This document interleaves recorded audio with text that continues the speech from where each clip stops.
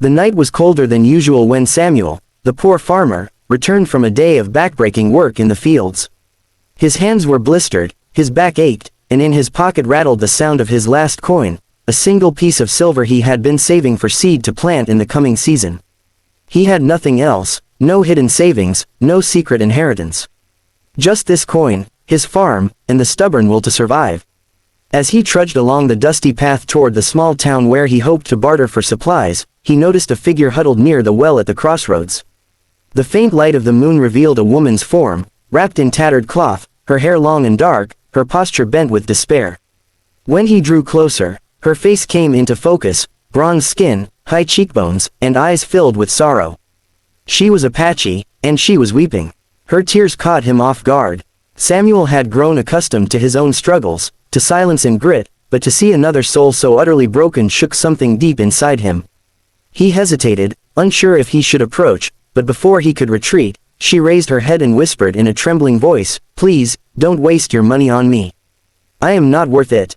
The words carried the weight of someone who had been told she was a burden, who had been cast aside too many times. Samuel's heart tightened. He had no wealth, no comfort to offer, but he could not ignore the raw pain in her eyes. Slowly, he sat beside her, the coin in his palm pressing like fire against his skin. He thought of his empty farm, of the hunger that stalked his nights, yet something told him that perhaps his last coin was meant for this very moment. The Apache woman wiped her face with the back of her trembling hand, ashamed of her weakness in front of a stranger. She told him her name was Nayeli, and in broken words she revealed her plight. Raiders had destroyed her family's home. She had wandered for days without food, hiding from those who hunted her, and now she had nothing, no kin, no shelter, no hope.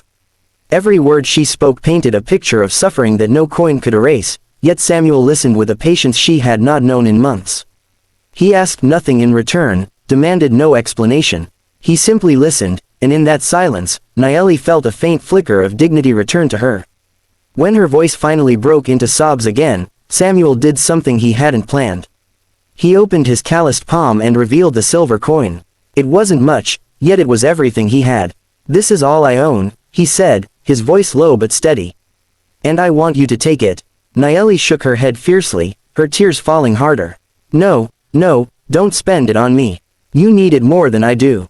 Please, keep it. I cannot take from a man who has nothing." But Samuel's resolve was stronger than her refusal. He closed her hands around the coin, his rough fingers brushing against her delicate ones. "Sometimes," he said, "giving is the only way to remember we are still human." Nayeli cried harder, her body trembling with gratitude and disbelief. She had begged strangers before, and all she had received were scornful looks, curses, or cruel laughter. Never had anyone given without demand, without expectation.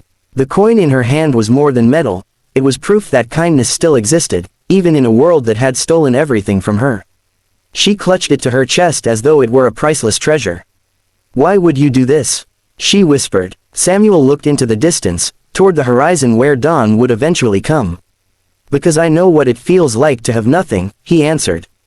The silence that followed was heavy yet gentle. The air smelled of dry earth and distant rain. Nayeli leaned against the well, her tears softening, and for the first time in months, her breathing steadied. Samuel sat beside her without words, his presence alone offering comfort. He thought of his farm, of the hunger he would surely face, yet he felt strangely lighter than he had in years. Perhaps giving away his last coin was not a loss, but a beginning. He couldn't explain it, but in that moment, he knew he had done the only right thing he could. As the night deepened, Samuel noticed that her posture changed. She no longer looked like a broken woman begging for mercy, she looked like someone who had been given a second chance. The silver coin glistened in her hand, and though it was small, it seemed to glow as though the moon itself had blessed the gesture. "I will not forget this," Nayeli said softly, her voice steadier now.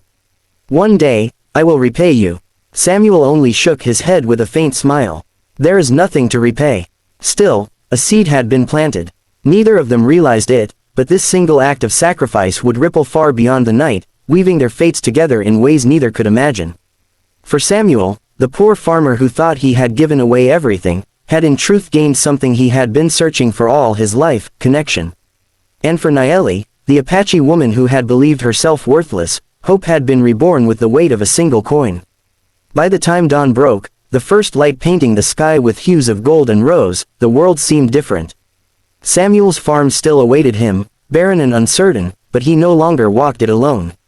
Nayeli, her tears dried and her spirit quietly reignited, followed at his side. Two broken souls who had nothing now had each other, and that, perhaps, was worth more than all the silver in the world. When Samuel and Nayeli stepped back onto the path toward the farm, the morning sun stretched long shadows across the land. Samuel felt the hollowness of his pockets, the ache in his empty stomach, but strangely, the weight on his heart had lifted. He glanced at Nayeli, walking barefoot on the dusty road, her shoulders no longer slumped in despair. She held the coin tightly in her palm, as if afraid the world might snatch it away. Though he had lost everything he owned, he couldn't help but notice that she was no longer weeping, and in her eyes flickered something that looked almost like determination. For Samuel, that alone was worth more than bread or seed.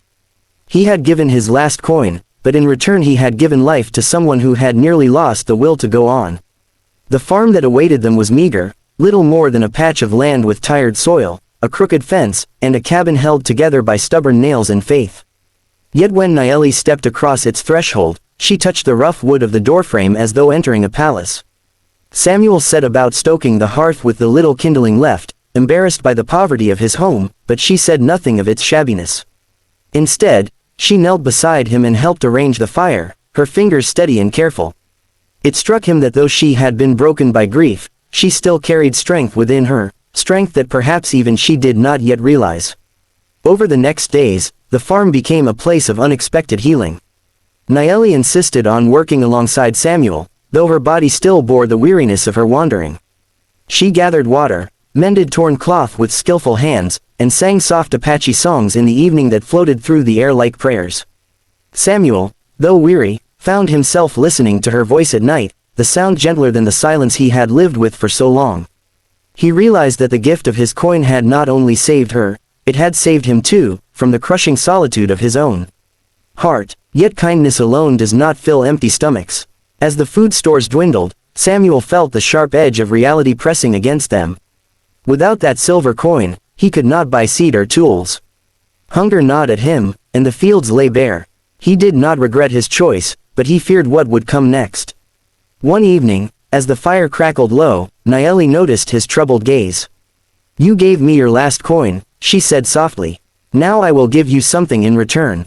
From the folds of her garments, she produced a small pouch of seeds, each one glistening like a jewel. Samuel stared, astonished. "These were all I managed to save when my family was driven away," Nayeli explained. "They are not ordinary seeds. They are strong, passed from generation to generation. They will grow, even in soil others call dead." Samuel's breath caught. He took the pouch in trembling hands, hope stirring in him like a long-lost friend. "Why did you not tell me sooner?" he asked. She looked down, ashamed. "Because I thought I had nothing left to give. But your kindness reminded me of what I still carry." The next morning, they planted the seeds together.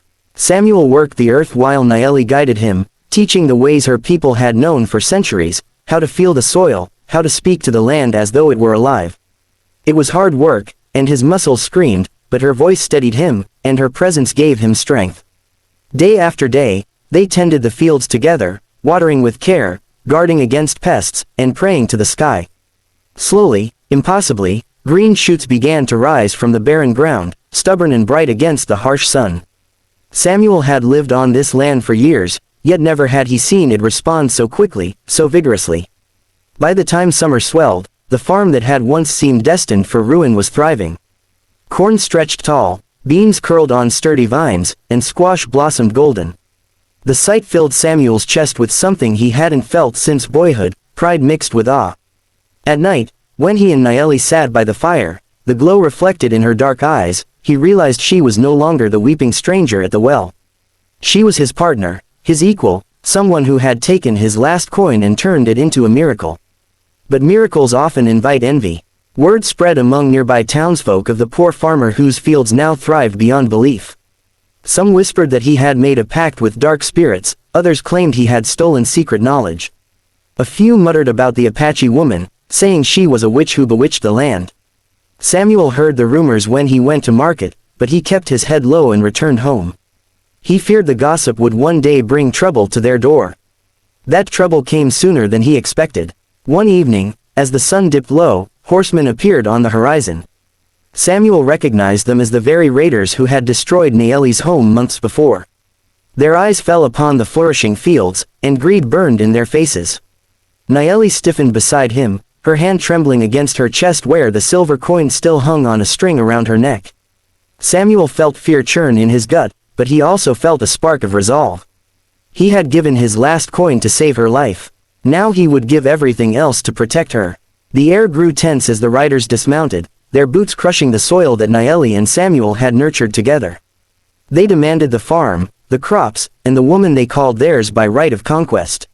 Samuel stood firm, though his voice shook as he told them they would take nothing from him, nothing from her. Behind him, Naeli's eyes burned with fire, no longer filled with tears but with a strength that seemed to awaken the spirit of her ancestors. For the first time, Samuel understood, he had not saved her. They had saved each other. And now, together, they would stand against whatever storm approached.